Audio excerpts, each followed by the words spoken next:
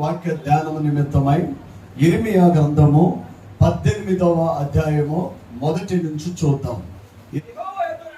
యెహోవా యొద్ద నుండి యిర్మీయాకు ప్రత్యక్షమైన వాక్కు, నీవు లేచి కొమ్మరి ఇంటికి పొమ్ము, అక్కడ నా మాటలు మీకు తెలియజేతును. యిర్మీయా జీవితం, ప్రియ దేవుని బిడ్డారా, తల్లి గర్భములో నేను నిన్ను రూపించుకున్నాను అని మాట్లాడుతూ అధికారాన్ని ఇచ్చాడు. కట్టుటకు, నాటుటకు, పడదోయుటకు, పెళ్లగించుటకు నేను నీకు అధికారము ఇచ్చాను అని దేవాది దేవుడు మాట్లాడుతూ వస్తాడు. దేవుని బిడ్డారా, తన ప్రవక్తలైన దాసులకు తన సంకల్పించినది తెలియజేయకుండా ప్రభువు యెహోవా ఏది చెయ్యడు. యిర్మీయా, నీవు లేచి కుమ్మరి వాని ఇంటికి వెళ్ళు, అక్కడ ఏం చేయాలో నీకు నేను తెలియజేస్తాను. దేవుని బిడ్డలారా, యేసు ప్రభు శరీరధారిగా ఉన్నప్పుడు ఉపమానాలు అనేకం చెప్పాడు. ఉపమానము లేకుండా యేసు ప్రభు వర్తమానాలు చెప్పలేదు. ఉపమానము లేకుండా వాక్యము చెప్పలేదు ఆయన. ప్రియ దేవుని బిడ్డలారా, అంజూరపు చెట్టును గురించి ఉపమానం చెప్పాడు, అలాగే ఇత్తువాని ఉపమానం చెప్పాడు. ఇలాగ ప్రియ దేవుని బిడ్డలారా, బైబిల్లో యేసు ప్రభు ప్రకటించవలసిన ప్రతిసారి కూడా వారికి ఉపమానాలతోనే బోధిస్తూ వచ్చాడు. ఉపమానము అర్థం అవటానికి అది మనకి దోహదపడింది లేక ఉపయోగపడింది. ప్రియ దేవుని బిడ్డలారా, యిర్మీయా దేవుడు ఒక భిన్నమైన అనుభవంలోనికి నడిపిస్తున్నాడు. దేవుని బిడ్డలారా, ప్రజల దగ్గరికి వెళ్ళు అని యిర్మీయాతో చెప్పలేదు, రాజు దగ్గరికి వెళ్ళమని యిర్మీయాతో చెప్పలేదు. భిన్నమైన ప్రకటన ఏంటంటే, నీవు కుమ్మరి వాని ఇంటికి వెళ్ళుము, అక్కడ నీవు ఏం చేయాలో నీకు వెల్లడిపరుస్తాను. నేను కుమ్మరి ఇంటికి వెళ్ళగా వాడు తన సారె మీద పని చేయుచున్నాను అంటే కష్టపడే స్వభావము ప్రియ దేవుని బిడ్డలారా అక్కడ కనబడుతుంది. అతడు సోమరిగా లేడు, అతడు అలక్ష్యంగా లేడు, అతడు పనిచేస్తున్నప్పుడు కిందకు వస్తే చూడండి, కుమ్మరి జిగట మట్టితో చేయుచున్న కుండ ఇడిపోగా ఆ జిగటమన్ను మరలా తీసుకొని కుమ్మరి దాన్ని యుక్తమైనట్లుగా దానితో మరి యొక్క కొండను చేశాను. ఒక్కసారి ఆగి ఆలోచన చేస్తే అక్కడ ఒక్క పాత్ర గురించి మాట్లాడుతున్నాడు. ఇక్కడ కొంతమంది ఉన్నాం, ఒక్కొక్కళ్ళు ఒక ముద్ద అయితే, ఒక్కొక్కళ్ళు ఒక మట్టి అయితే, ఒక్కొక్కళ్ళకి ఒక సారె ఉంటే ఆ సారె మీద స్థిరముగా నిలబడటానికి ఇష్టపడవలసి వస్తే దేవుడు నిన్ను చెక్కుటకు, దేవుడు నిన్ను సరిచేయుటకు, దేవుడు నిన్ను నీతిగా మార్చుటకు, దేవుడు తనకిష్టమైన పాత్రగా నిన్ను తయారు చేయుటకు నీవు లోబడుతున్నావా? నీవు సిద్ధపడుతున్నావా? నీవు ఇష్టపడుతున్నావా? లేకపోతే ప్రభువా ఆగు, నీ ఇష్టం వచ్చిన పాత్రగా నేను ఉండను. అదేగా అంటా ఉంటాం చాలా సందర్భాల్లో, నీ ఇష్టం వచ్చిన పాత్రగా నేను ఉండను. నాకు అభిప్రాయం ఉంది, నాకు కొన్ని నిర్ణయాలు ఉన్నాయి, నా కోరికలు ఉన్నాయి, నా ఆలోచన ఉన్నది. నేను నాలాగా జీవిస్తాను కానీ నీకు ఇష్టమైన పాత్రగా నువ్వు చేస్తానంటే నాకు అది ఇష్టం లేదు. అదే కదా మనం మాట్లాడతాం, అదే కదా మన జీవితంలో జరిగేది. కానీ ప్రియ దేవుని బిడ్డ, నా మాటలు చాలా జాగ్రత్తగా భరించారు. కొంతమంది ఎదురు తిరుగుతున్నారు, కొంతమంది జారిపోతున్నారు, కొంతమంది సారి మీద నిలవరు, కొంతమంది దేవునినే క్వశ్చన్ చేస్తున్నాడు. దేవుని బిడ్డారా, ఆయన పని చేస్తున్నాడు నిన్ను చెక్కుటకు, నిన్ను సరిచేయుటకు, నిన్ను విమోచించుటకు, నీ కుటుంబాన్ని దీవించుటకు. ఆయన నిరంతరం నీ గురించి ఆలోచన చేయటమే కాదు, నీ కోసము ఆయన పనిచేసే దేవుడై ఉన్నాడు. చాలా సార్లు జారిపోలేదా? నేను చెప్పనా, ఎన్నిసార్లు పాస్టర్ గారు బాధపడ్డాడు, ఎన్నిసార్లు ఏంటి ఎంత నిర్లక్ష్యంగా ఉన్నారు, ఇలా ఎందుకు ఉన్నారు, ఇలా ఎందుకు ప్రార్థన చేయలేకపోతున్నారు, ఇలా ఎందుకు వెనకబడిపోతున్నారు, ఇలా ఎందుకు అని నేనే పలుమార్లు బాధపడితే, మరి యేసయ్య మిమ్మల్ని దగ్గరగా చూస్తున్నాడు. ఆయన మీతో ఉన్నాడు, నిరంతరం ఆయన మీతో ఉన్నాడు, నిరంతరము ఆయన మిమ్మల్ని చూస్తున్న దేవుడు. ఆయన సార మీద మట్టిని పెట్టగా అది జారి కింద పడింది. ఒకసారి కాదు, 2 సార్లు కాదు, దేవుని చేతిలో నుంచి జారిపోయేది. ప్రతి ఇంట్లో ఘనమైన పాత్రలు, ఘనహీనమైన పాత్రలు ఉన్నాయి. దేవుని బిడ్డలారు, దేవుని చేతిలో చేస్తున్న పని దేవుని చిత్తం మీద ఉంటుంది, దేవుని ఉద్దేశం మీద ఉంటుంది. ప్రవక్తల పరిచర్య, ప్రవక్తలు దేవుడు ఎన్నుకుంటాడు. రాజుల పరిచర్య రాజులు చేయాలి, సేవకులు పరిచర్య సేవకులు చేయాలి. దేవుని బిడ్డలారా, విశ్వాసులు దేవునికి చిత్తాన్ని ఎరిగేవారుగా ఉండాలి. దేవుడు పలు విధాలుగా ఎవరిని ఏ ఉద్దేశంతో చేశాడో ఆ ఉద్దేశానికి లోబడి వాక్యం నీ జీవితంలో నెరవేరిస్తే నిన్ను ఆశీర్వాదకరంగా జారిపోవటం, తీసుకోవటం, చెయ్యటం, జారిపోవటం, మట్టి తీయటం, మరొక పాత్రను చెయ్యటం. చూడండి కిందకు వస్తే, అంతటా యెహోవా వాక్కు నాకు ప్రత్యక్షమై ఇలాగ సెలవిచ్చాను, ఇశ్రాయేలు వారులారా, ఈ కుమ్మరి మట్టికి నేను మీకు చేయలేనా? చాలా జాగ్రత్తగా గమనించాను. అంటే ప్రియ దేవుని బిడ్డలారా, ఈ కుమ్మరి పనిచేస్తున్నాడు. ఈ కుమ్మరి జారిపోయిన మట్టిని మరలా చేత్తోనికి తెచ్చుకున్నాడు. ఈ కుమ్మరికి ఓర్పు ఎక్కువ. ఈ కుమ్మరి ప్రియ దేవుని బిడ్డలారా, తనకి ఇష్టమైన పాత్ర తయారయ్యే వరకు ఆయన చేసినట్లుగా మిమ్ములను నేను చేయలేదా? అదే దేవుని బిడ్డలారా, దేవుడు అడుగుతున్న మాట. ఎన్నిసార్లు వెనకబడిపోయావు, ఎన్నిసార్లు దేవుని సన్నిధిలో నిర్లక్ష్యంగా ఉన్నావు, ఎన్నిసార్లు జారిపోయావు, ఆయనను ఆయన మనలను మర్చిపోయిన వాడు కాదు. దేవుని బిడ్డ, నా మాటలు చాలా జాగ్రత్తగా గమనించాలి. ఎలాంటి వాడంటే, నినివే పట్టణము పాపముతో నిండిపోయినప్పుడు యోనాను దేవుడు ఎన్నుకుంటాడు. అక్కడే 7వ వచనం చూడండి, 18:7 చూడండి ఒకసారి.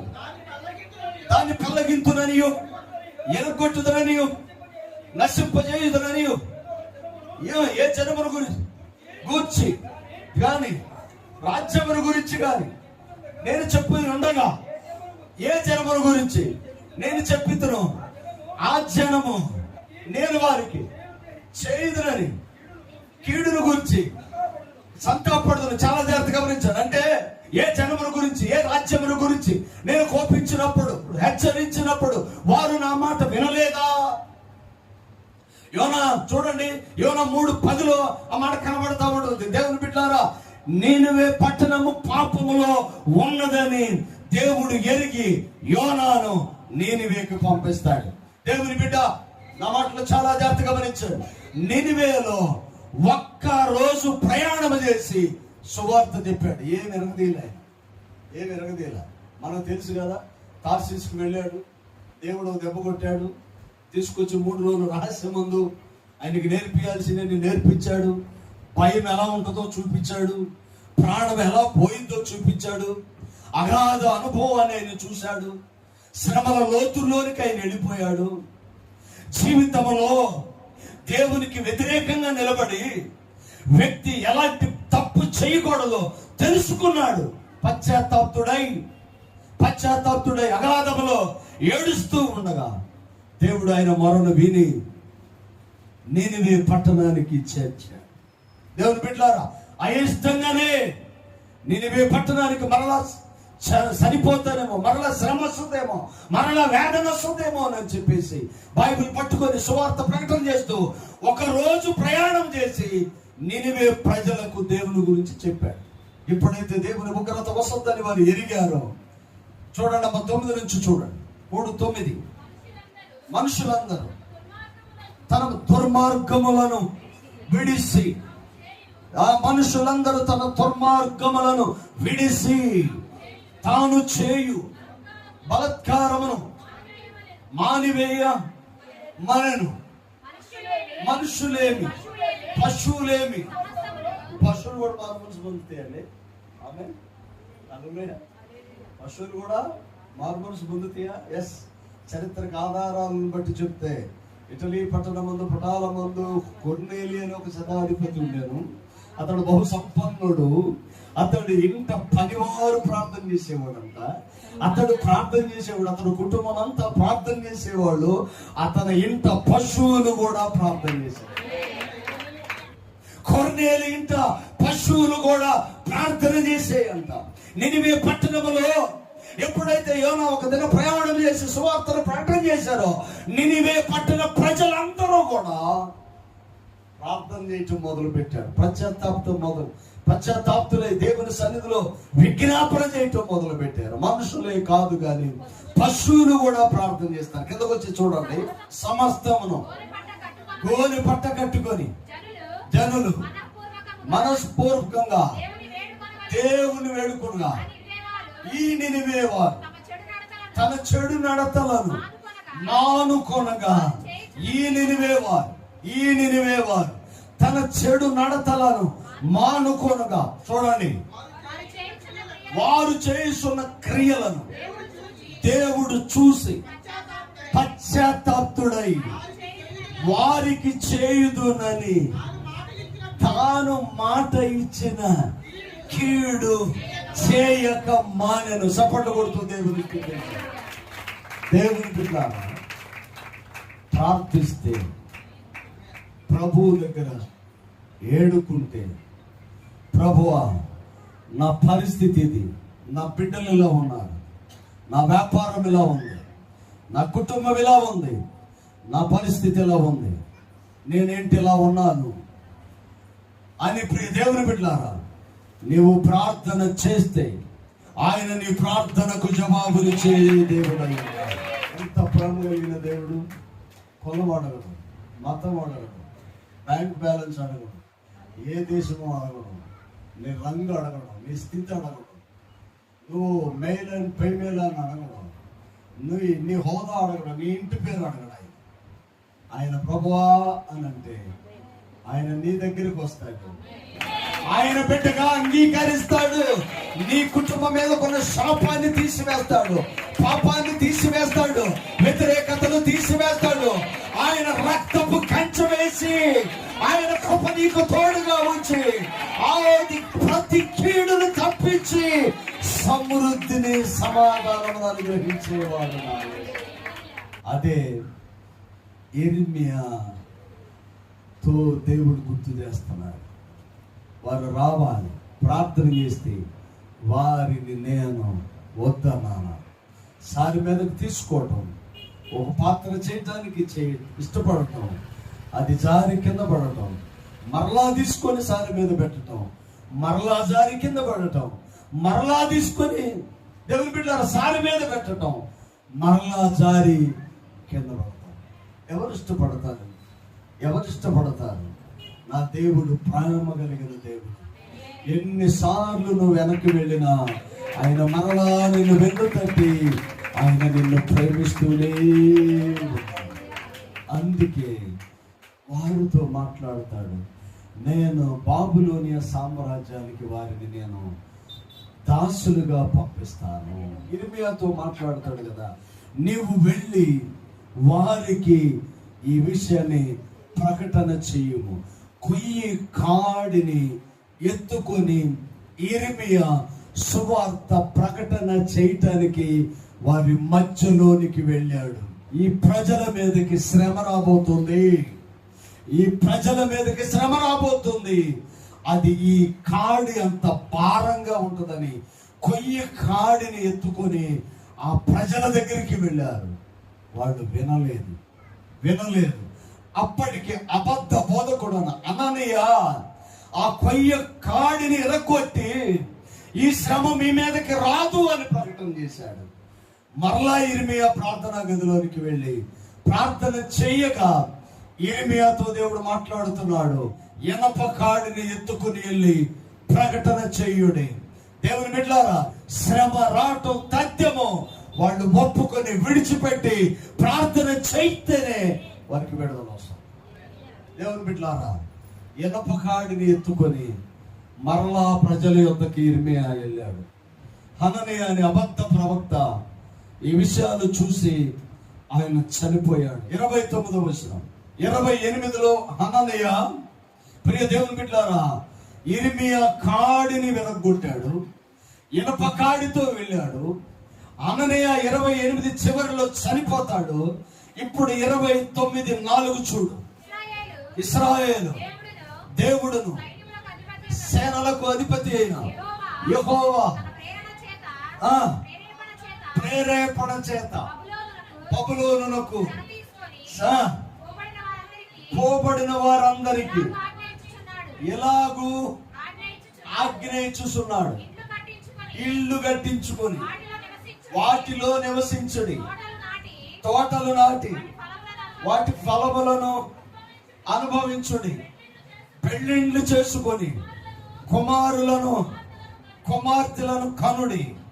అక్కడ ఏమీ మీకు తక్కువ లేకుండా అభివృద్ధి పొందుటకై వారి కుమారులను కుమార్తెలను కనునట్లు మీ కుమారులకు పెళ్ళిళ్ళు చేయుడి, మీ కుమార్తెలకు పురుషులను సంపాదించుడి.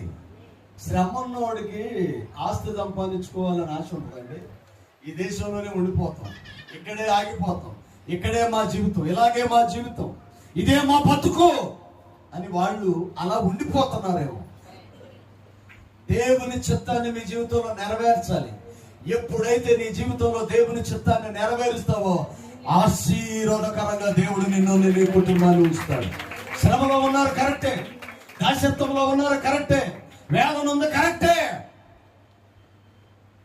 జబ్బు ఉందండి, చచ్చిపోతామని చెప్పారు, డబ్బులు ఎందుకు సంపాదించాలి, ఇల్లు ఎందుకు కట్టాలి, పిల్లలు ఎందుకు కనాలి.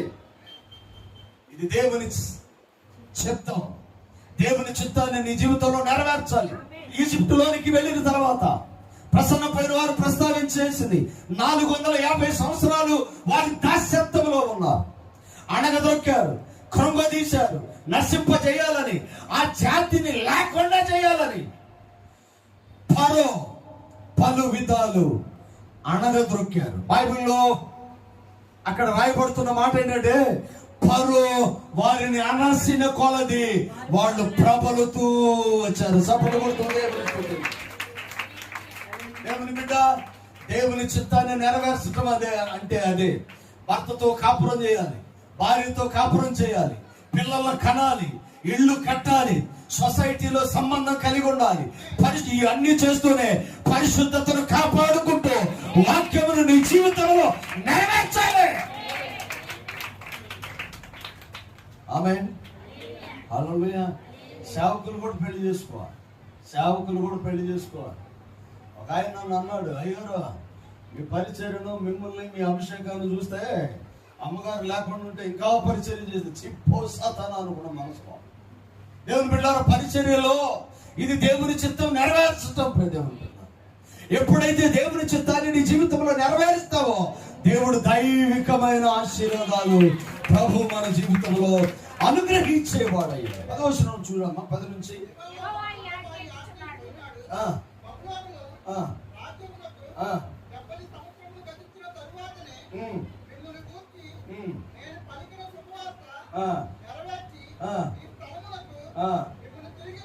ఆమేన్. హల్లెలూయా. జస్ట్ 70 సంవత్సరాలు నేను మీ గురించి పలికిన మాట శుభవార్త నెరవేర్చదను. ఇళ్ళొద్దు, పిల్లలొద్దు, కుటుంబం వద్దు, వివాహాలు వద్దు. ఇది అవుట్ ఆఫ్ ఫ్యాషన్. ఫ్యాషన్ ఏంటో తెలుసా?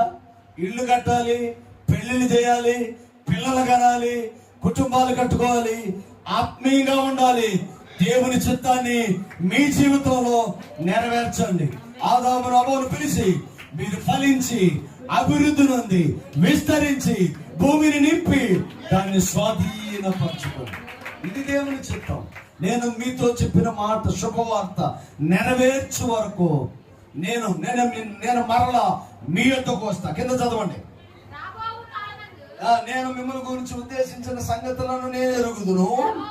రాబో కాలమందు మీకు నిరీక్షణ కలుగుటకే గాని సమాధాన సంబంధమైన ఉద్దేశములే కానీ హానికరమైనవి కాదు. దేవునికి మహిమ. నీ జీవితంలో, నీ కుటుంబంలో, నీ బిడ్డల్లో ఇప్పుడు ఏదైనా శ్రమ ఉంటే, ఇప్పుడు ఏదైనా లోటు ఉంటే భయపడిన అవసరం లేదు.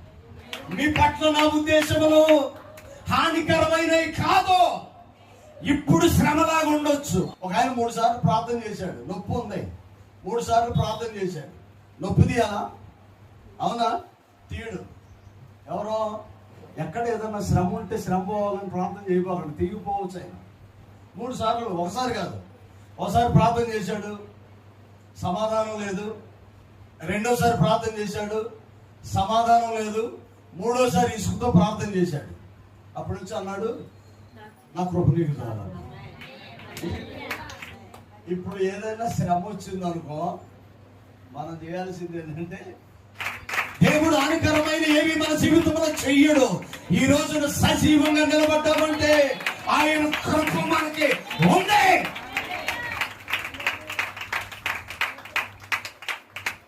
నేను మీతో చెప్పిన శుభవార్త నేను మరలా నీ దగ్గరికి వస్తాను. ఒక్కసారి 10 నుంచి చూడండి. యెహోవా ఆజ్ఞ ఇచ్చుచున్నాడు, బబులోను రాజ్యమునకు 70 సంవత్సరములు గతించిన తర్వాతనే మిమ్మల్ని గురించి నేను పలికిన శుభవార్త నెరవేర్చి ఈ స్థలమునకు మిమ్మలను తిరిగి రప్పించినట్లు నేను మిమ్మల్ని మరలా దర్శింతు. నేను మరలా మీ దగ్గరికి వస్తా. మీరు అనుకుంటున్నారు విడిచిపెట్టాడు నా దేవుడు అని మీరు అనుకుంటున్నారు. నా విడిచిపెట్టలేదు. ఇప్పుడున్న శ్రమ ఒక అనుభవమే, విడిచిపెట్టలేదు. అనంతలో ఆయన ఏమంటాడంటే, నేను మిమ్మల్ని గురించి ఉద్దేశించిన సంగతులు నేను ఎరుగుదును.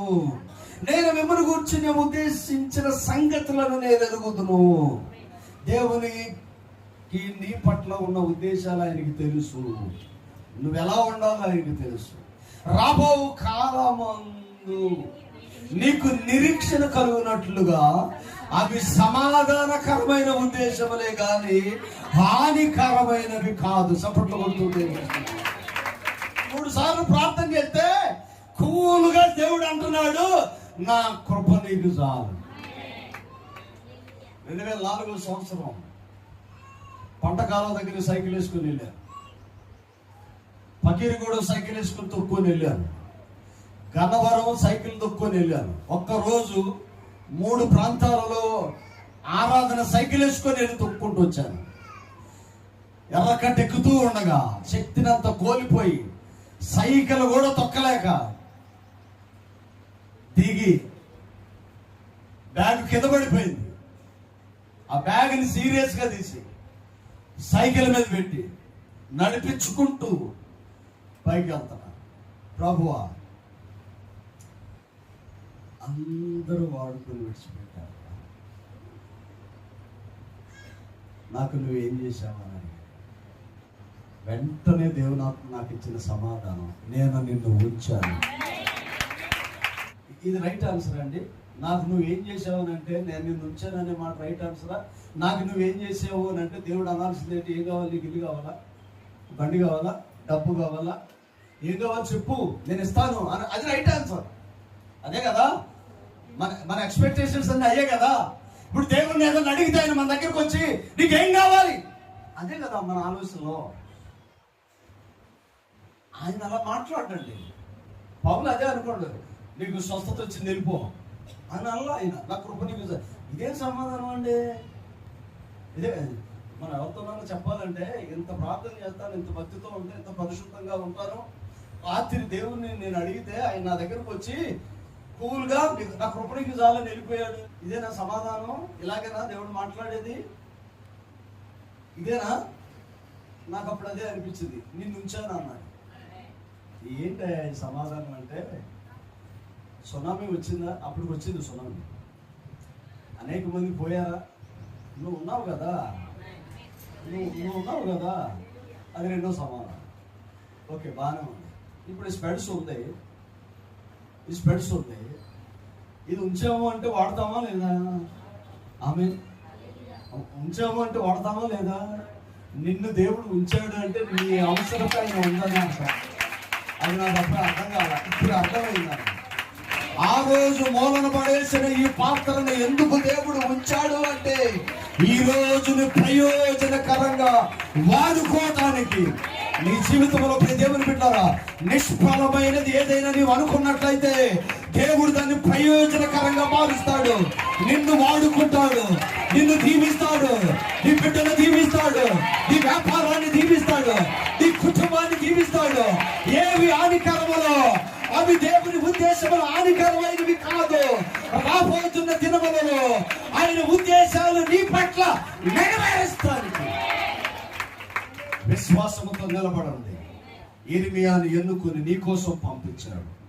దైవదాసుడు మన కోసం పంపించిన ప్రవక్త ఆయన మాటకు లోబడి చూడండి. దేవుని ఉద్దేశములు మన పట్ల హానికరమైనవి కాదే కాదు. శ్రమలు ఉన్నాయి, శ్రమల అనుభవం ఉంటుంది, కానీ భయపడనవసరం లేదు. అమెరికా నుంచి వచ్చిన ఒక దొరగారు మాట్లాడుతున్నాడు. నేను నా భార్యకు క్యాన్సర్ వచ్చింది, ప్రార్థన చేశాను. చిన్నపిల్లలు, ఆయన 2 చిన్నపిల్లలు. ఆమె చనిపోతే నా పిల్లలు అనాథలైపోతారు. ప్రార్థన చేశాను. క్యాన్సర్ తీసే ప్రభు అని ప్రార్థన చేశాను. దేవుడు కార్యం చేసి నా భార్య క్యాన్సర్ తీసేశాడు అని అంటూ ఆయన అంటాడు, క్యాన్సర్ కన్నా ముందు నుంచి నా భార్యకి చిన్న నడుము నొప్పి, దానికోసం ఎన్నిసార్లు ప్రార్థన చేశానో ఇప్పటికీ పోలా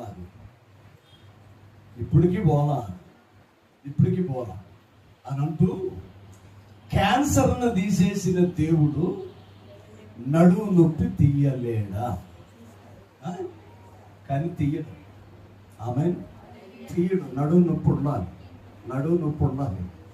అందుకని శపింపబడిన ఈ లోకంలో పరలోకంలో ఉన్నట్లుగా ఇక్కడ ఉండలేము. ఈ భూమి పరిస్థితులన్నీ శపింపబడినవి. ఏదో ఒక లోపం ఉంటుంది. అయినను ఆయన కృప నీకు తోడుగా ఉంది కాబట్టి ఖచ్చితంగా నిన్ను ఆశీర్వదిస్తాడు. తలవంచండి ప్రార్థన. నమ్మకమైన దేవ, సత్య స్వరూపి, కృప సమృద్ధినిచ్చువాడానికి నీ దాసుని తల్లి గర్భములోనే నీవు ఎన్నుకున్నావు. ప్రజల రక్షణార్థమై నీవు పంపించావు. భయపడవద్దు. ఇల్లు కట్టుకుని అందులో ఉండండి, పంటలేసి పొలాలు తినండి, వివాహాలు చేసుకొని బిడ్డలకు కనండి, మీ కుమార్తెలకు వివాహాలు చెయ్యండి. మీ పట్ల నాకున్న ఉద్దేశములు సమాధాన సంబంధమైనవి కానీ హానికరమైనవి కావు. ప్రేమ నమ్మకం కలిగిన దైవాన్ని స్తోత్రం. తాత్కాలికంగా కొన్ని లోట్లు ఇళ్లలో ఉండొచ్చు, కానీ అవి హానికరమైనవి కాదు అని మీరు మాతో మాట్లాడారు. ఇక్కడ ఉన్న ప్రతి బిడ్డను మీరు దీవించి ఆశీర్వదించారు. వారు గెలుస్తారని, వారు నిలబడతారని, వారి పట్ల నీ ఉన్నావని, నీ ఉద్దేశాలు వారి జీవితంలో హానికరము కాదని మీరు మాట్లాడారు. ఇక్కడ ఉన్న ప్రతి కుటుంబాన్ని మీరు దీవించమని యేసు శ్రేష్ఠ నామమున అడిగి వేడుకొనుచున్నాము తండ్రి. ఆమేన్.